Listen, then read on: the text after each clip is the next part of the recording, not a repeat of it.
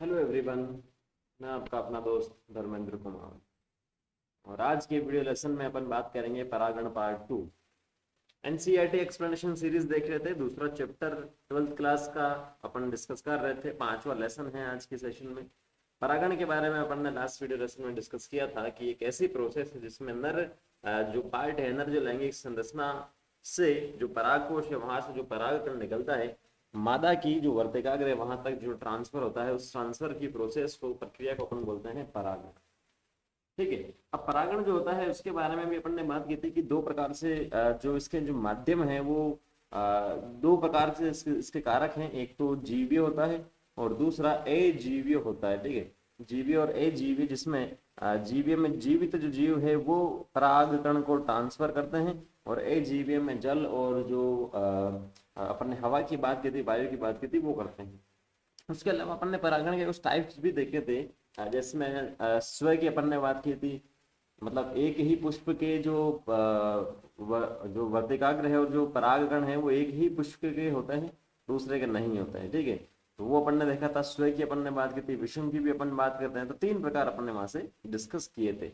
उसके बाद में अपन ने जो अजीवीय कारक था वो स्टार्ट किया था, और अजीवीय में अपन ने जो वायु वाला था वो अपन ने हवा वाला जो था वो डिस्कस कर लिया। इसके अंदर जो भी वर्तिका वर्तिका वगैरह होता है वो थोड़ा सा बड़ा होता है, फीमेल जो पार्ट होता है लंबा होता है, परागकण जो होते हैं वो यहाँ से चिपचिपे नहीं होते हैं। ठीक है, हल्के होते हैं और काफी संख्या में प्रोड्यूस होता है, वो वायु अपन ने डिस्कस कर लिया था। अब जो दूसरा अपने पास है जल, वो अभी स्टार्ट अपन कर रहे हैं ए जीवी में। ठीक है, तो आप लोग एनसीईआरटी लेके बैठिएगा और उसके साथ साथ में नोटबुक हो तो नोटबुक लेके बैठिएगा और स्टार्ट अपन करते हैं। पुष्पी पादपों में पानी द्वारा परागण काफी दुर्लभ है। पुष्पी पादपों की बात हो रही है और पुष्पी पादप जहां पर भी लिखा आता है उसका मतलब होता है एंजियोस्पर्म, क्योंकि एंजियोस्पर्म जो है सबसे विकसित प्रकार के पादप होता है। सबसे जो सरल पादप होता है वो शैवाल होता है। उसके बाद में ब्रायोफाइट, टेरिडोफाइट, जिम्नोस्पर्म और सबसे लास्ट में आता है एंजियोस्पर्म, जिसे अपन पुष्पी पादप बोलते हैं। तो ये सबसे ज्यादा विकसित होता है। तो विकसित है तो इसकी पानी पर निर्भरता बहुत कम होती है, ना के बराबर होती है। ठीक है, यह लगभग 30 वंशों तक सीमित है, वह भी अधिकतर एक बीजपत्री पौधों में।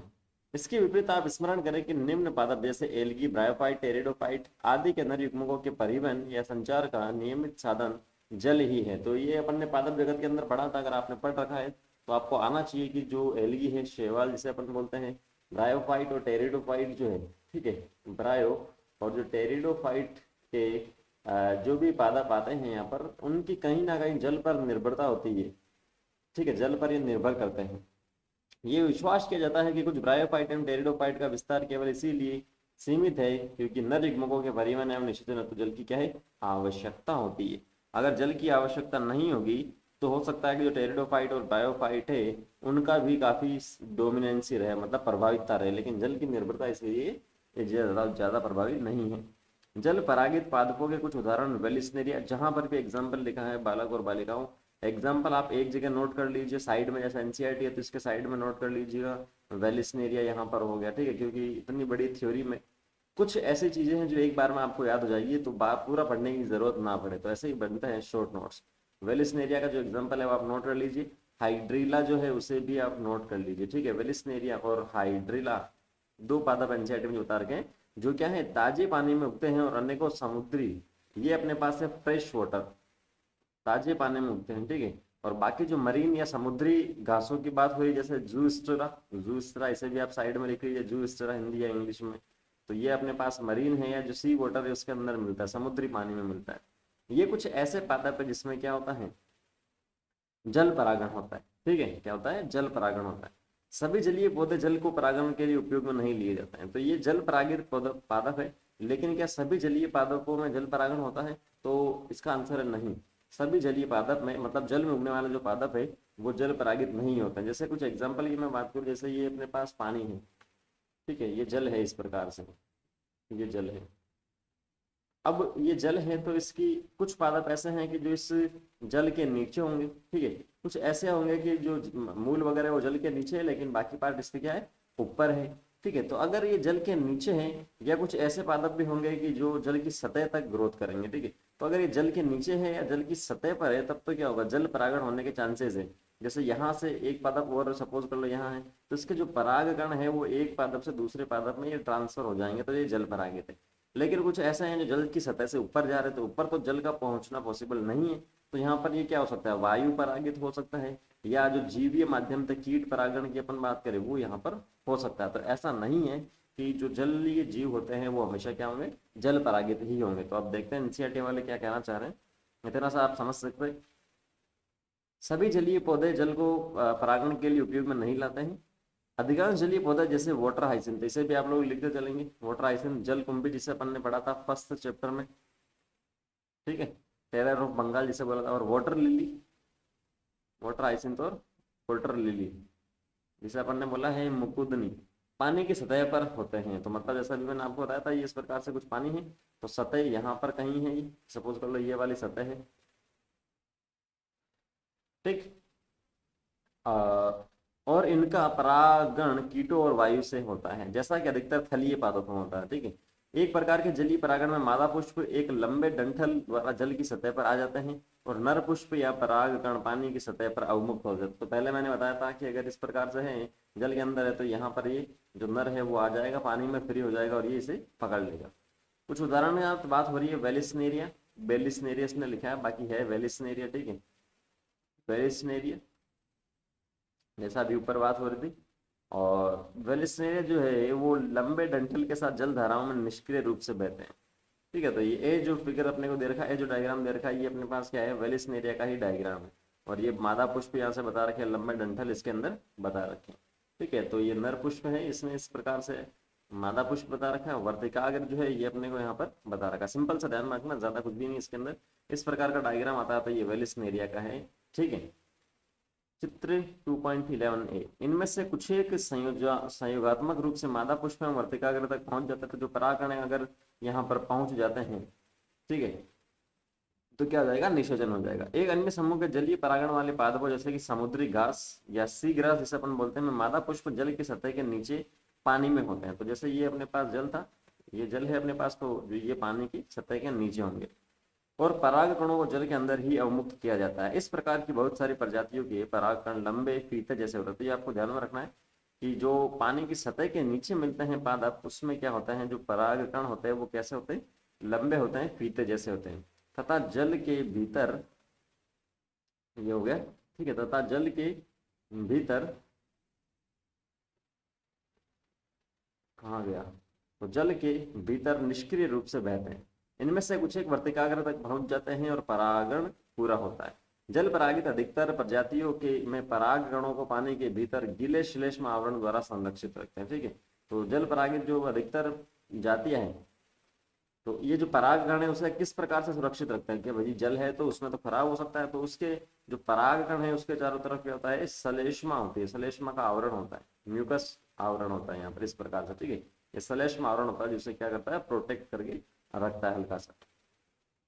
वायु एवं जल परागित पुष्प न तो बहुत रंग युक्त होते हैं और न ही मकरंद पैदा करते हैं, इसका क्या कारण हो सकता है, ठीक है। तो वायु एवं जल परागित पुष्प, पुष्प की बात हो रही है, क्यों, क्योंकि इसके पीछे का रीजन मैं आपको बता देता हूँ। एनसीईआरटी वाले ने पूछा वायु एवं जल परागित पुष्प न तो बहुत रंग युक्त होते हैं और नहीं मकरंद पैदा करते हैं, इसके कारण क्या, तो ये जो है अजीवीय है, दोनों ही कारक क्या है, अजीवीय है, मतलब जीवित जीव की कोई भी बात नहीं हो रही। तो यहाँ जो पुष्प है उसे किसी भी प्रकार का रिवार्ड नहीं देना पड़ेगा, मतलब जो इनाम है वो नहीं देना पड़ेगा। जैसे जीवीय की अपन बात करें तो जीवीय में तो जीवित जीव आएगा, जैसे जीवित जीव है तो कोई कीट हो सकता है, तो कीट क्या करेगा वहां पर, जो मकरंद वगैरह है, नेक्टर वगैरह उसके लिए आएगा। लेकिन इस केस में तो कुछ है ही नहीं ऐसा, तो पुष्प को यहाँ पर रिवार्ड नहीं देना पड़ेगा ए जीवी में, और रिवार्ड नहीं देना पड़ेगा तो उनको जो है कीटों को आकर्षित नहीं करना पड़ेगा, और आकर्षित नहीं करना पड़ेगा तो उसमें किसी भी प्रकार का रंग नहीं होगा, और ना ही उसमें क्या होगा, मकरंद होगा, ठीक है। तो यही इसका रीजन है। अधिकतर पुष्पी पादपों पादप परागण के लिए प्राणियों को परागण कर्मक या कारक के रूप में लेते हैं। तो यहाँ से अपना क्या स्टार्ट होता है, जीवीय जो कारक है वो यहाँ से स्टार्ट होता है। मधुमक्खियां, भौरे, तितलियां, बर, चिटियां, चीटियां, शलभ या कीट, पक्षी, ठीक है, अलग अलग बहुत सारे जीव हो सकते हैं। पक्षी के एग्जाम्पल लिखा, शक, खोरा और गुंजन पक्षी तथा चमगादड़ आदि सामान्य परागणी अभिकर्मक है। तो ये जो एग्जाम्पल लिखे हैं ध्यान में रखने हैं आपको भाई साहब, शक, खोरा और गुंजन पक्षी। प्राणियों में कीट पतंग, विशेष रूप से मधुमक्खी प्रधान जीवीय परागण कर्मक है, ठीक है, मधुमक्खी जो सबसे ज्यादा डोमिनेंट है क्योंकि सबसे ज्यादा यही होती है। यहाँ तक कि बड़े नर वानर गण के प्राणी लीमर और लेम्यूर, ध्यान में रखना भाई साहब, एग्जाम्पल तो याद रखने ही पड़ेंगे, इसमें कुछ समझा नहीं सकता हमें। वानर गण के प्राणी लीमर और लेम्यूर दोनों ही ले से स्टार्ट होते हैं, ध्यान में रखना है। वृक्षवासी जो वृक्ष पर रहते हैं, शाखाचारी, कृतंक, और यहाँ तक कि सरीसृप वर्ग, गीको छिपकली और उपवन छिपकली, छिपकली की कुछ प्रजातियां हैं, ये आपको ध्यान में रखना है, गीको छिपकली और उपवन छिपकली भी कुछ प्रजाति के पादपों के परागण के लिए सक्रिय होता है। तो ये जो एग्जाम्पल है भाई साहब इंपॉर्टेंट है, ठीक है, इनमें समझाना जैसा कुछ भी नहीं है, ये तो याद आपको रखने ही पड़ेंगे, महत्वपूर्ण है, फिर से मैं बोल देता हूँ। प्राय प्राणी परागित पादपों के पुष्प एक विशिष्ट प्रजाति के प्राणी के लिए विशेष रूप से अनुकूल होता है। तो प्राणी जो होते हैं वो अपने अपने जो जीव है, जो पुष्प है, उसके लिए ही अनुकूलित होते हैं। अधिकतर कीट परागित पुष्प बड़े होते हैं, रंगीन, पूर्ण, सुगंध युक्त होते हैं, मकरंद से भरपूर होता है। जैसा भी मैंने कुछ समय पहले आपको बताया था, जो ए जीवीए में नहीं देना होता वो जीवीए में देना होता है। जब पुष्प छोटे होते हैं तब अनेक पुष्प एक पुष्प वृंत में समूहबद्ध होकर अधिक उभर आते हैं, तो ठीक है, गुच्छे में होते हैं।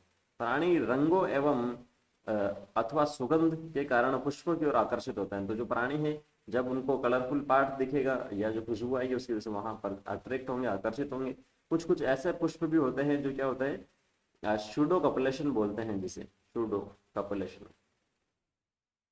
एक प्रोसेस है जिसके अंदर, शूडो का मतलब होता है फाल्स, असत्य, निषेचन बोल सकते हैं, जिसके अंदर क्या होता है कि जो जैसे सपोज कोई कोई पुष्प है और ये कोई कीट है, तो इस कीट में नर और मादा क्या होते हैं, अलग अलग होते हैं। तो सपोज कर लो ये जो मादा है इसका कलर क्या है, लाल है, तो इस पुष्प का कलर भी क्या हो जाएगा, लाल हो जाएगा, ठीक है। तो ये नर वाला क्या सोचेगा कि ये जो मादा है एक प्रकार से लाल, जब नर वाला यहाँ पर आएगा सेक्सुअल इंटरकोर्स करने के लिए, ठीक है, और यहाँ पर आके असत्य निषेचन करने की कोशिश करेगा। तो ये भी एक प्रकार की प्रोसेस है जो कलर वाला पार्ट बता रखा, तो इसे इकोलॉजी में अपन पढ़ते हैं, वहां डिस्कस करेंगे। मक्खियों एवं बीटलों से परागणित होने वाले पुष्प मलिन गंध स्रावित करते हैं, जिससे प्राणी आकर्षित होते हैं, ठीक है।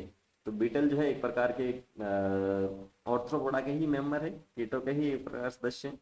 प्राणियों से भेंट जारी रखने के लिए पुष्पों को कुछ लाभ या पारितोष उपलब्ध कराना होता है। मकरंद और परागकण फूलों द्वारा प्रदत्त आम पारितोष इंपॉर्टेंट है, ये पूछा जा सकता है कभी भी। जो सामान्य पारितोष है, जो इनाम है, जो रिवॉर्ड है, वो कौन सा है, मकरंद और परागकण है। इस पारितोषिकों को पाने के लिए प्राणी आगंतुकों को परागकोश तथा वर्तिकाग्र के संपर्क में आना पड़ता है। ऐसा फ्री में तो कोई देगा नहीं, उनके टच में आएगा तभी तो कुछ होगा, और जब टच में आएंगे तो परागकोश के टच में आएंगे तो परागकण उनके शरीर पर चिपक जाते हैं, ठीक है। तो प्राणी के शरीर पर परागकणों का आवरण सचट जाता है।